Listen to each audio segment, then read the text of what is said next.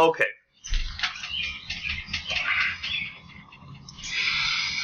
I wonder if that's what the book was getting at. Hold the door. Wow.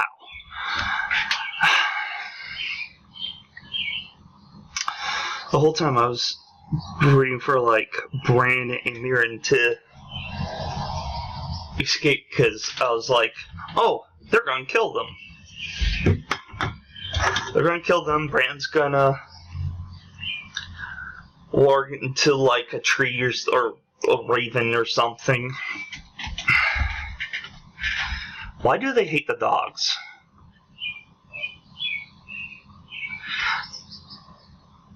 Ghost and Nymeria are the only ones left. And I think they've completely forgotten about Nymeria.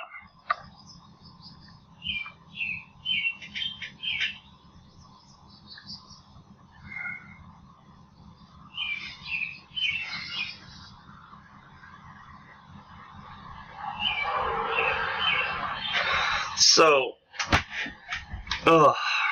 yeah.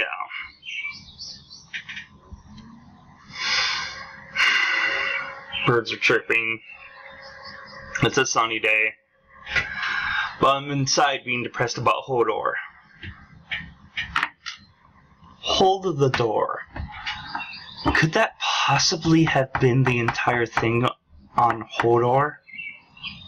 I mean, it was interesting how they got Hodor being,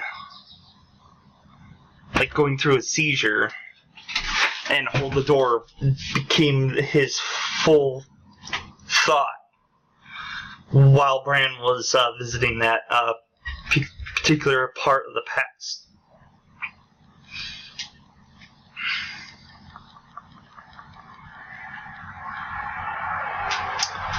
I just question, though, why? What? It's like, oh, the White Walkers are going to come and kill everyone. Let's go on a little trip in the past. I seriously hope that's not how it is in the book, because George can do better than that. Thank you for interrupting me. So,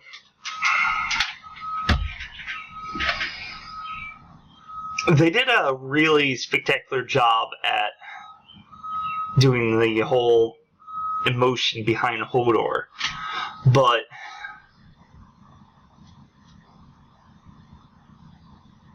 it's just how they got to it was a little shaky in my opinion. Anyway, let's talk about Peter Baelish for a minute. Yeah, did he really think that giving Sansa over to Ramsay would be a grand idea?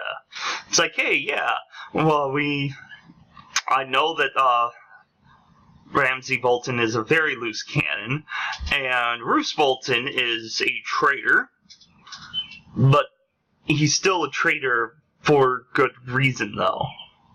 I know a lot of you are like, oh, he went against his king, but not really. His king went against him. It's just, ever since Ned died, Robb lost track of what he wanted.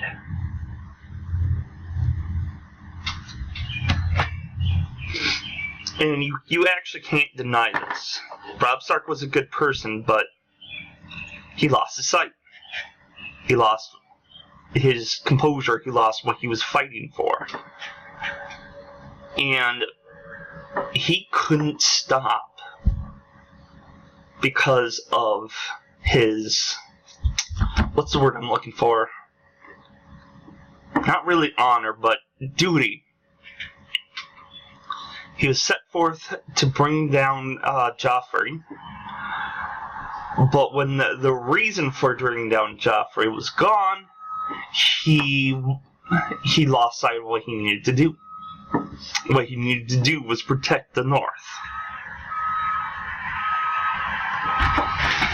So that's then. That's the past. That's a different video.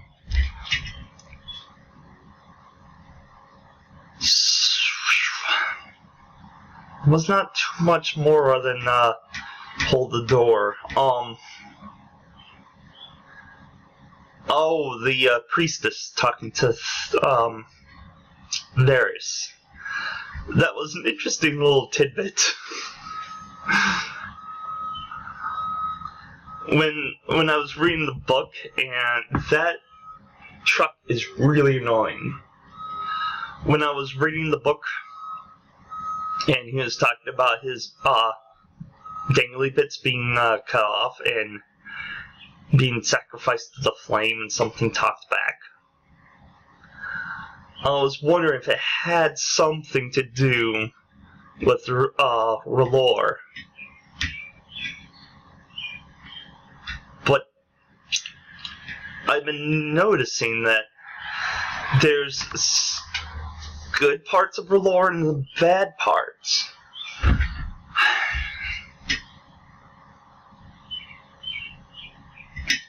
So, I think what talked back was the bad part. And I'm wondering if R'hllor in general is evil. It's hard to tell. And on that note, the Drowned God. We just saw the coronation, and he drowned and came back. And then wanted to kill his niece and nephew. Just make it simple. So I've noticed whenever someone drowns and they come back, they're different. In the book, Stannis had this jester named Patchface. He was a slave. He had like a patch tattooed on his cheek, which I believe meant he was either working with clothes or he was a trade slave or something like that. But then he drowned. And when he came back, he like washed up on the shore, and they found him, and he became a Lackwit because he lost too many brain cells. But then he started chanting stuff like, underneath the sea, the birds have scales and the fish have wings. I know, oh, oh, oh. And Davos should have drowned, but he surfaced up on a rock. I have a feeling that whenever someone drowns and is returned, the Drowned God had returned them. But is the Drowned God evil? That's the question. Because if you think about it, they don't want to be on land. They want to continue ruling the seas. So, and my question is, why do they have to stay in Westeros? But the first men came, started killing off the children of the forest. Actually, correction, it wasn't the first man, it was the Andals. So they took an Andal, shoved the bark in him, and turned him into a White Walker, which was the tree, the tree that you saw there that they had him tied up to, was the tree that Bran and the crow was under. So it's like the children had inadvertently created the north, the wintry area, and the White Walkers. And the White Walkers started killing people, bringing them back.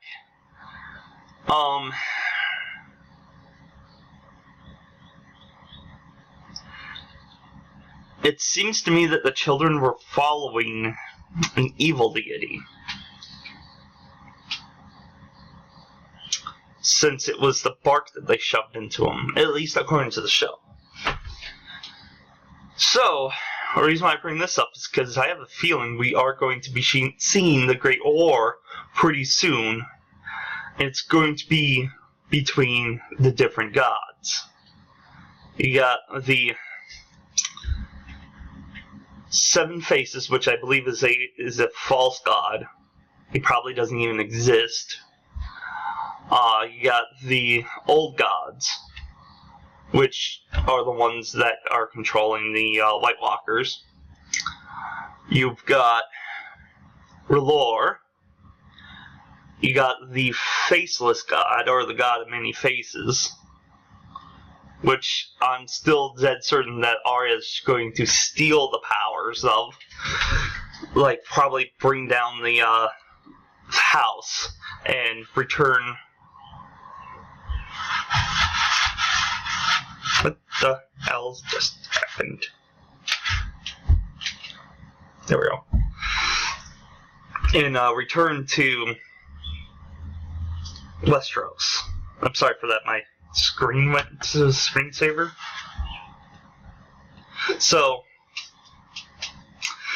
yeah, so we're probably going to be seeing the War of the Gods pretty damn soon. And that's all I got on this episode, so tune in next time for next week's episode. And I'm sorry that I'm running late. Stay white and nerdy.